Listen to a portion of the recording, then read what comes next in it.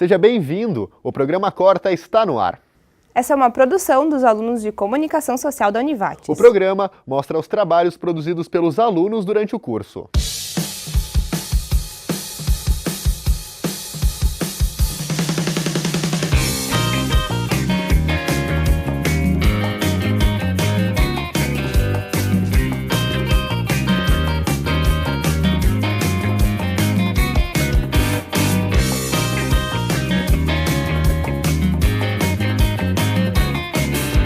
Olá! No programa de hoje a gente vai apresentar o vídeo Carro Elétrico, um protótipo do lajadense João Alfredo Dresch.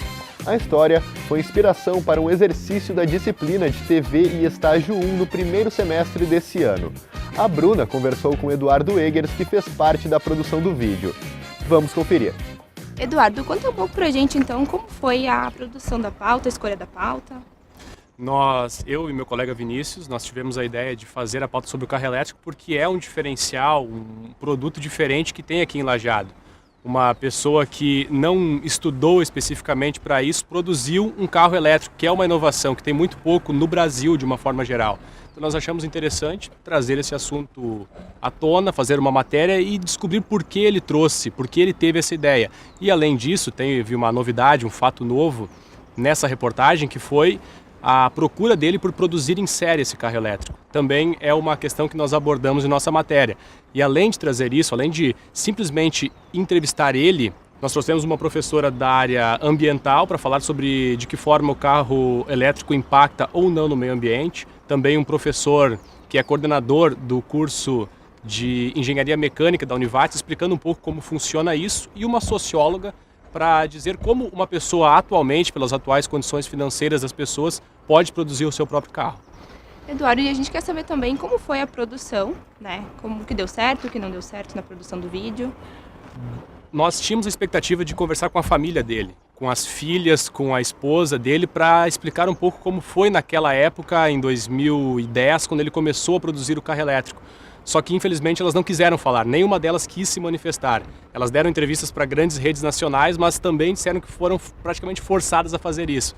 Para nós, elas não quiseram dar entrevista, então a gente teve que mudar um pouco a estratégia da nossa matéria, entrevistando aí sim as outras fontes, que foi a professora da área ambiental, a socióloga e o coordenador do curso de Engenharia Mecânica. E dessa forma, então, nós produzimos o vídeo sobre o carro elétrico. E você fica agora, então, com o vídeo O Carro Elétrico.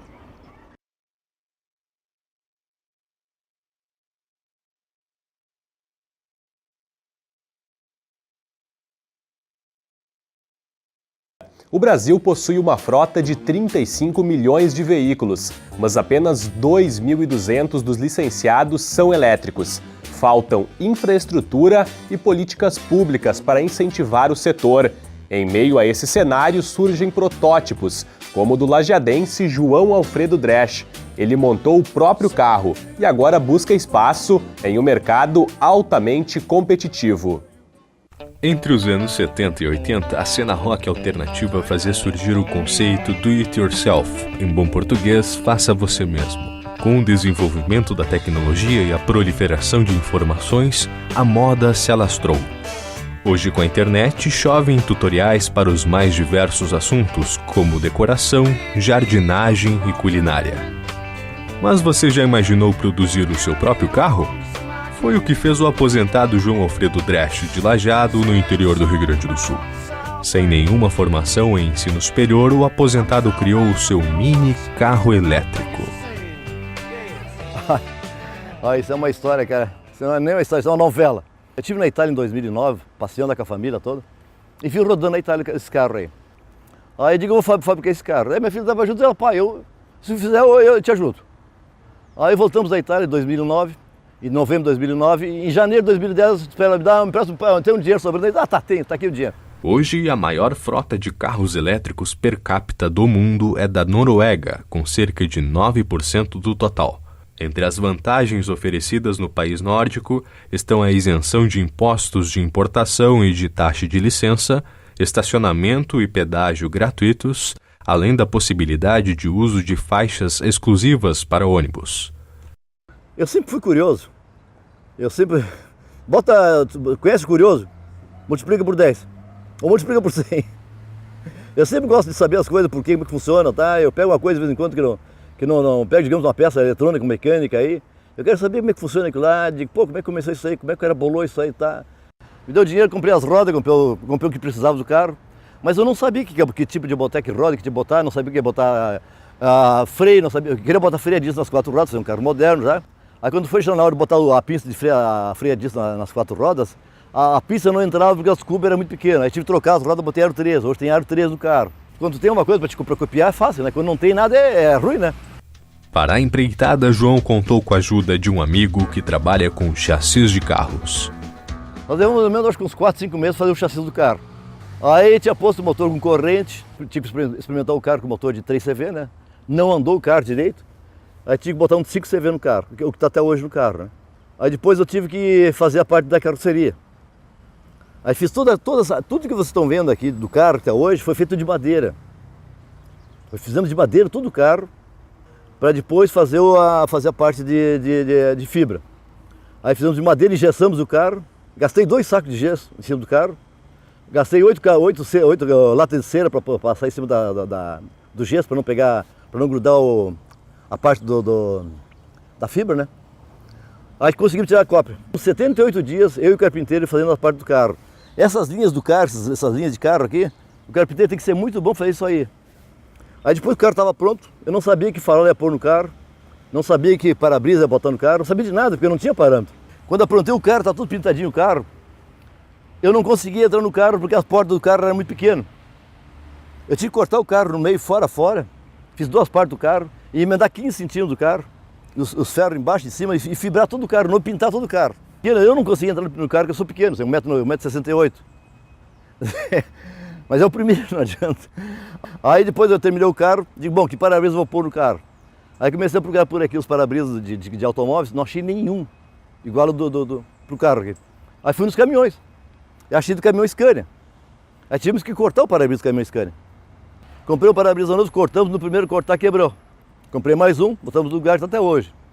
Iniciativas empreendedoras, como a de João, sempre fizeram parte da história da humanidade. A diferença é que o momento atual tem sido especial.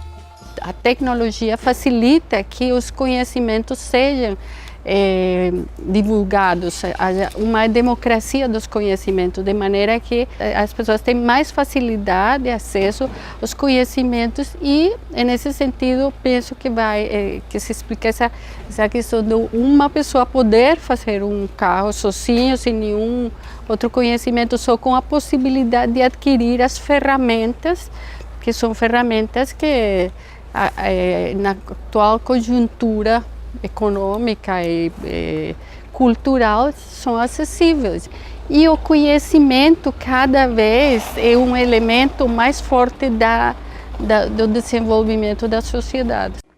O JAD, nome que corresponde às letras iniciais do inventor, tem medidas reduzidas: 1,95 m de comprimento, 1,5 m de largura e 1,20 m de altura.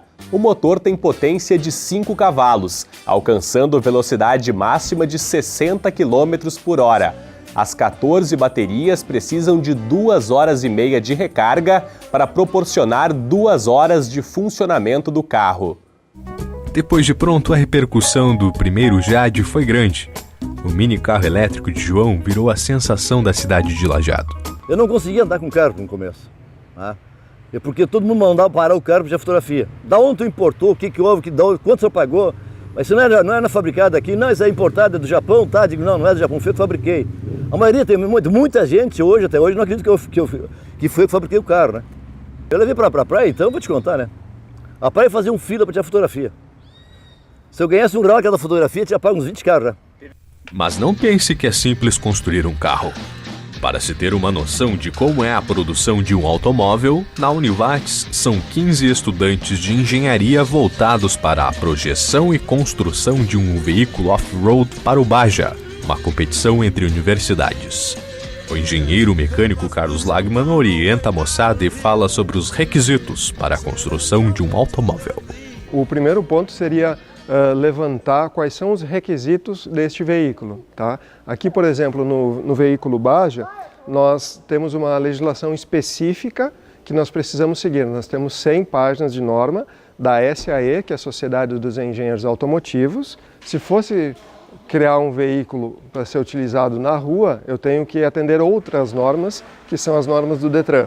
Então, esse veículo aqui, ele não tem condições de circular nas ruas, não tem condições de ser emplacado. A criação de um carro elétrico por alguém de Lajeado, por exemplo, é algo de muitos méritos, porque foi uma construção de um artesão. Um artesão construiu um carro, né? Primeiro, tu empreender algo dessa natureza, começar sabendo que não tem apoio dos poderes públicos para esse tipo de iniciativa, é algo de muito mérito, porque ele investiu o dinheiro pessoal dele em algo que ele não sabia se ia poder circular pela cidade. Ele teve sérios problemas para poder circular, hoje ele circula na cidade. São pessoas transgressoras, são pessoas que estão na prática da resistência, uma sociedade que necessariamente não cultua o valor da sustentabilidade, apesar da gente falar muito sobre isso. Com um inversor de frequência, o veículo pode ser conectado em tomadas de 110 ou 220 volts. Entre os benefícios do carro elétrico estão a diminuição do impacto no meio ambiente e a melhora na saúde pública. Segundo dados do Instituto de Energia e Ambiente da Universidade de São Paulo, o custo operacional do carro elétrico pode chegar a 10% do investido em um carro a combustão. No caso do carro elétrico, ele oferece uma possibilidade de sustentabilidade. Ele cria menos impacto, porque eu não vou sentir os odores dele, né, os cheiros. Ele não vai estar tratando com um tipo de energia que não se renova, como é o caso do petróleo. Eu tive 3 objetivos para fabricar o carro elétrico, né? Primeiro, energia limpa. Segundo lugar, economia. E terceiro lugar, espaço. Eu queria deixar alguma coisa de bem para o futuro dos meus netos e bisnetos também, né? Uma energia limpa que sair do jeito que está esse mundão nosso aqui, nós vamos morrer intoxicados aqui. E não tem outra saída, né? Não partir para sair para uma energia mais limpa, nós estamos ferrados.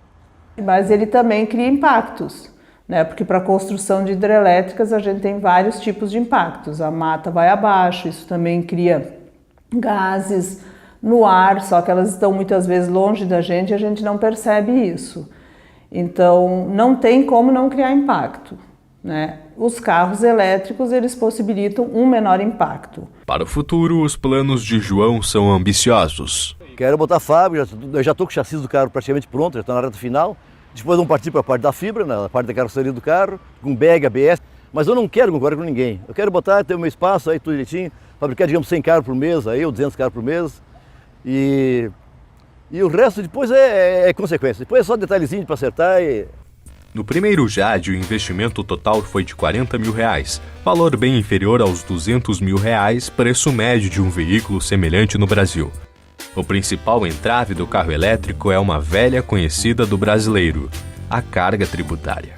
Conforme projeções da Universidade de São Paulo, caso o governo reveja os impostos sobre os carros elétricos, até 2020 poderão corresponder a cerca de 1% da frota nacional, aproximadamente 23.700 veículos.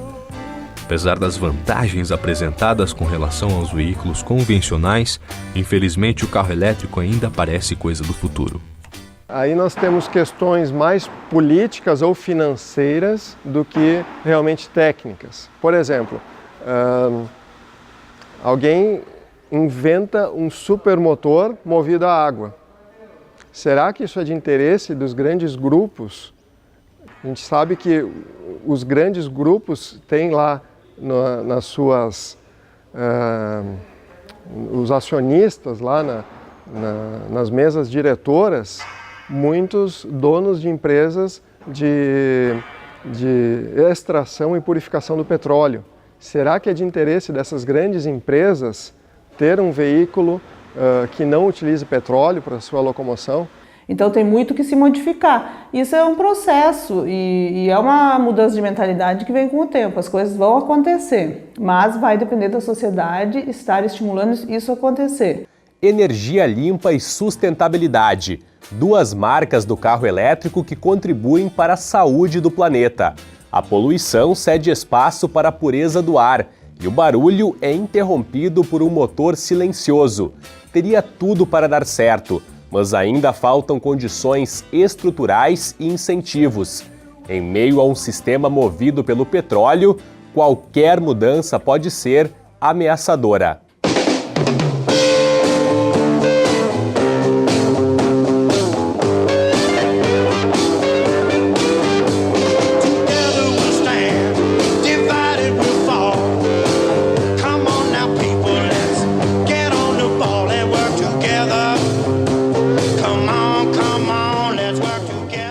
Nas disciplinas de arquitetura, os alunos são instigados a criar projetos urbanos, além de residenciais e comerciais. Confira agora alguns materiais selecionados.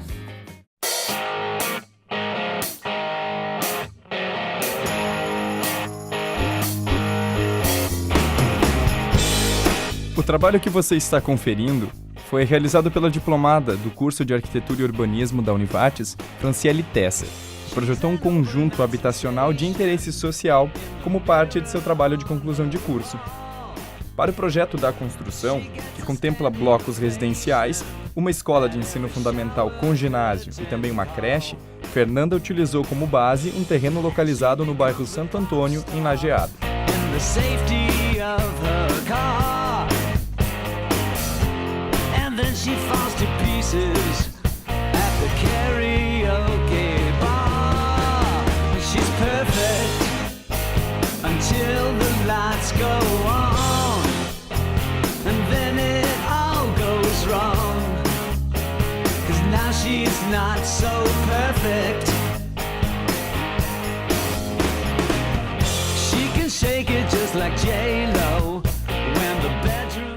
Chegou a hora de esclarecer dúvidas. A pergunta de hoje veio do Yuri Teste, de Lajeado.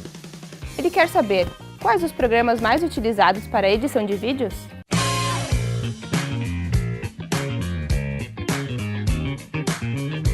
Hoje o mercado ele tem uma quantidade muito grande de softwares para a edição de vídeo.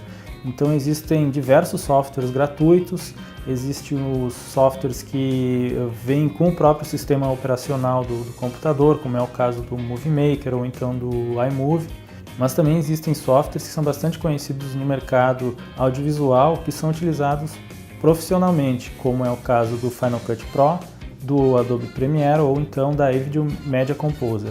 Esses softwares apresentam alguns recursos mais avançados que normalmente os gratuitos não têm.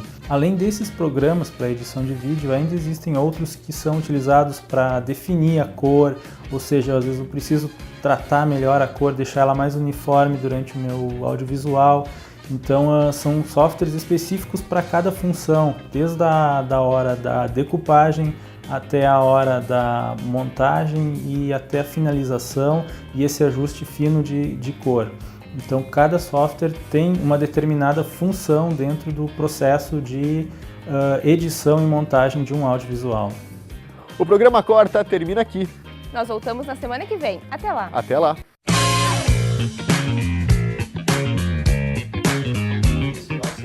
É que agora a gente vai fazer o serviço. Porque vai que ele não aprova. Ô, louco! Chegou a hora! Tá gravando isso, gente! Passando? Tá gravando tudo! Tá gravando. Não esquece que o dia tu te forma, amigo.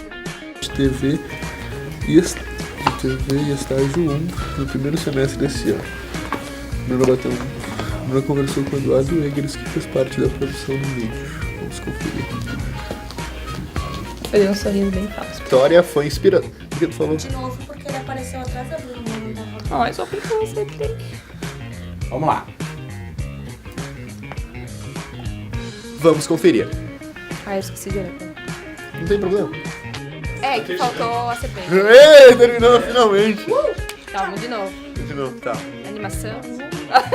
Porque eu não tô muito animado, né? A gente não tá bom. Assista o programa Corta todas as terças, às 9 da noite. Não. Não é que eu fiz assim. Como é que a gente encerra, homem? Léo, Como é que a gente... como é que termina o programa?